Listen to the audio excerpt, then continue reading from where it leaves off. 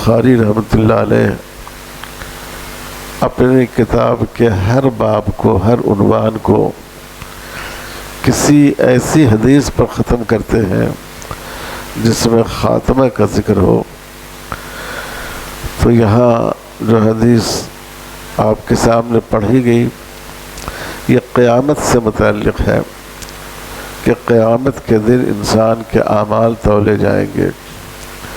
اس میں ہم سبوں کے لیے، پڑھنے والوں کے لیے، پڑھانے والوں کے لیے، سننے والے اور سنانے والوں کے لیے بہت بڑا سبق ہے کہ دین کی تعلیم ایک پیشہ نہیں ہے۔ دنیا میں اور جو تعلیم و تعلم کا کام ہوتا ہے، پڑھانے لکھانے کا کام ہوتا ہے، وہ ایک پیشے اور ڈیوٹی کے طور پر ہوتا ہے۔ دین کا جب علم حاصل کیا جائے اور علم دوسروں تک پہنچایا جائے تو ہر وقت یہ بات ذہن میں ہونی چاہیے کہ ہمارا ایک ایک قول، ایک ایک فعل اللہ کی ترازو میں تولا جا رہا ہے اور قیامت کے دن ہم کو اس کا حساب دینا ہوگا۔ تو اسی مناسبت سے یہ آخری باب ہے کہ اللہ تعالیٰ کے اس ارشاد کی تفسیر کہ ہم قیامت کے دن انصاف کا ترازو قائم کریں گے، لوگوں کے اعمال تولے جائیں گے۔ پھر ضمن میں انہوں نے بعض الفاظ کی تشریح بھی کر دی ہے۔ قسطاس کے کیا معنی ہیں اور قسط کا لفظ ہے، قاسط کا لفظ ہے، ان کی تشریح کر دی ہے۔ جو استاد اس اخیر حصے کو پڑھاتے ہیں وہ انشاءاللہ اس کی وضاحت کر دیں گے۔ اس حدیث کا مقصد کیا ہے؟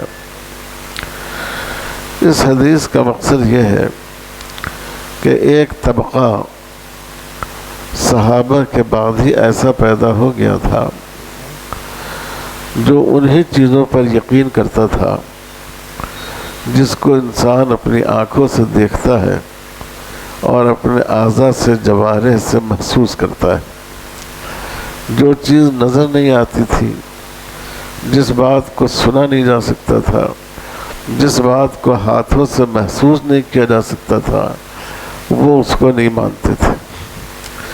یہ معتزلہ اور کئی ایسے فرقے اس زمانے میں تھے جن کا یہ تصور تھا۔ اس لیے وہ کہتے تھے کہ اعمال تولے نہیں جائیں گے۔ اعمال تو ایسی چیز ہے کہ جس میں کوئی ٹھہراؤ نہیں ہے، جس میں کوئی جسامت نہیں ہے، جس میں نہ لمبائی ہے، نہ چوڑائی ہے، نہ گہرائی ہے۔ ایسی چیز کو تولا کیسے جا سکتا ہے؟ وہ اس کا انکار کرتے تھے۔ تو امام بخاری رحمۃ اللہ علیہ نے اس کا رد فرمایا اور کوئی عقلی دلیل نہیں دی اس کے رد میں، بلکہ قرآن مجید کی ایک آیت پیش فرمائی کہ اللہ تعالیٰ نے فرمایا ہے کہ قیامت کے دن انسان کے اعمال تولے جائیں گے۔